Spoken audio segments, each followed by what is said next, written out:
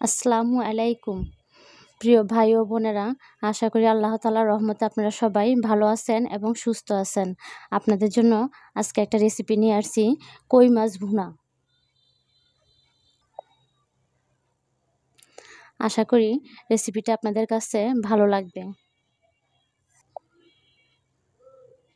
চলুন তাহলে এখন আমরা রেসিপিটা শুরু করি। বিসমিল্লাহ। প্রথমে আমি মাছটা কেটে ভালো করে লেবু দিয়ে লবণ দিয়ে ধুয়ে নিয়েছি। এখন আমি মাছটা ভাজার জন্য লবণ দিব, হলুদ দিব, মরিচ দিব আর একটু লেবুর রস দিয়ে দিব। লবণ দিয়েছি, একটু মরিচের গুঁড়া, হলুদের গুঁড়া আর একটু লেবুর রস দিয়ে ভালো করে মেখে নিব। এখন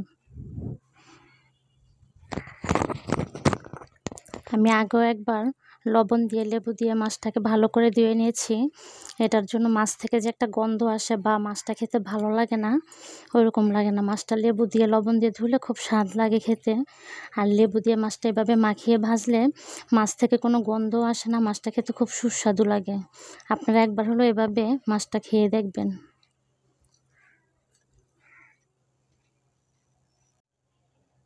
আমি এখন মাছটা 10 মিনিটের জন্য রেস্টে রেখে দিব। এখন আমি কড়াইতে পরিমাণ মতো তেল দিয়ে তেলটা গরম করে নিব মাছ ভাজার জন্য।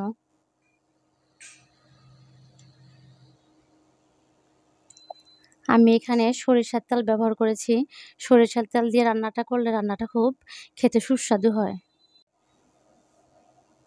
তেলটা গরম হয়ে গেছে, এখন আমি মাছ ভাজার জন্য মাছটা দিয়ে দিচ্ছি। মাছটা হালকা করে ভেজে নিব, বেশি কড়া ভাজা দিব না।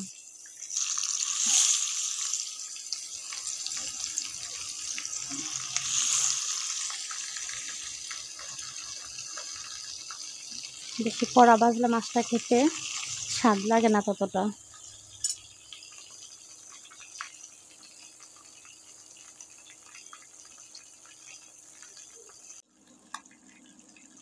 মাছটা এক পিঠ ভাজা হয়ে গেছে, এখন মাছটাকে উল্টিয়ে নিব। মাছটাকে মাঝারি আঁচে দিয়ে ভেজেছি। মাছটা একটু মাঝারি আঁচে দিয়ে ভাজবেন, বাড়িয়ে দিলে পুড়ে যেতে পারে। মাছটা ভাজা হয়ে গেছে, এখন মাছটাকে নামিয়ে নিব।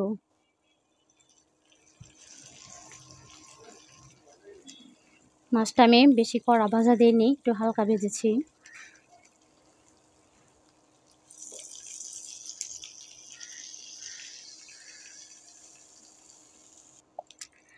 মাছটা সরষের তেলে ভাজার কারণে দেখেন লুকটা কত সুন্দর আসছে, আর এত সুন্দর একটা ফ্লেভার আসতেছে, মনে হয় যে এখনই খেয়ে ফেলি। মাছ ভাজার তেলেই আমি পেঁয়াজ দিয়ে এখন পেঁয়াজগুলোকে ভেজে নিব। এখানে এক বাটি পেঁয়াজ দিয়েছি।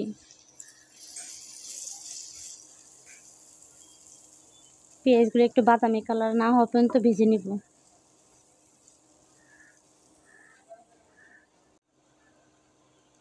পেঁয়াজটা এখন যে বাদামি কালার হয়ে গেছে, এখন আমি বাটা মশলাগুলি এক এক করে সব অ্যাড করে দিব।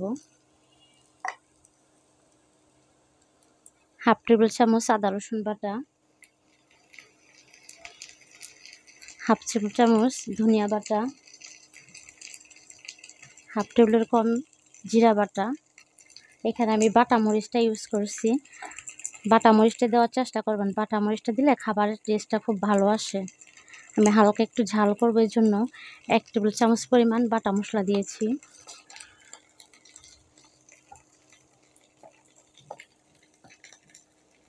আর হাফ টেবিল এরকম হলুদের গুঁড়া।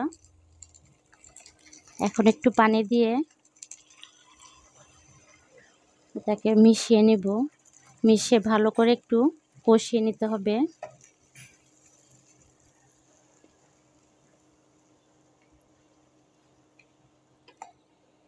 এখন লবণ দিয়ে দিব পরিমাণ মতো।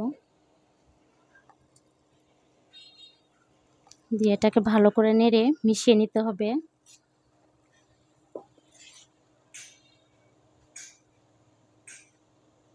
মিশিয়ে এটা ভালো করে কষিয়ে নিব। তেল না ওঠা পর্যন্ত উপরে আমরা ভালো করে কষিয়ে নিতে হবে এটাকে।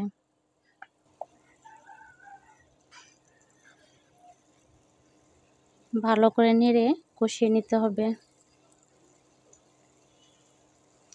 চুলার আঁচটা মিডিয়াম আঁচে রেখে এটাকে কষিয়ে নিতে হবে।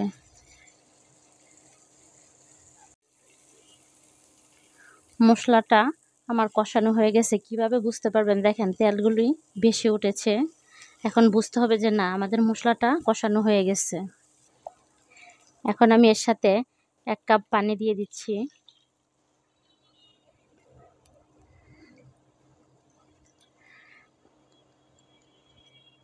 পানিটা বলক আসা পর্যন্ত অপেক্ষা করতে হবে।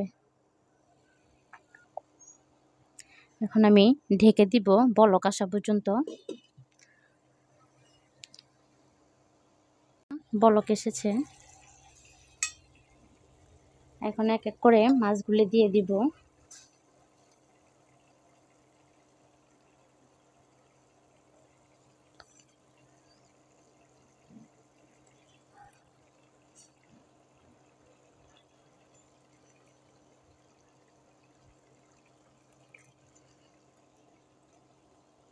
মাছটা দিয়ে একটু নেড়ে দিচ্ছি। আবারও 10 মিনিটের জন্য ঢেকে দিব।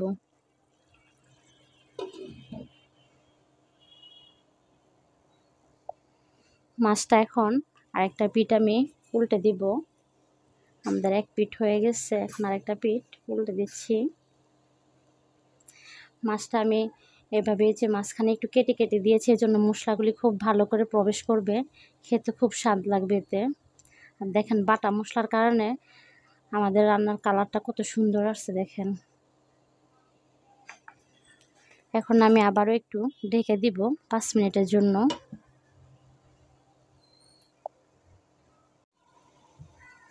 আমাদের মাছ রান্নাটা কমপ্লিট। এখন আমি এটা নামিয়ে নিব। দেখেন আমাদের তেলটা আবারও উপরে যে ভেসে উঠেছে, আর কি সুন্দর কালার এসেছে। এখন আমি মাছটাকে নামিয়ে নিব। নামানোর আগে কিছু ধনিয়া পাতা কুচি উপরে দিয়ে দিচ্ছি। দিয়ে এখন আমি মাছটাকে নামিয়ে নিব।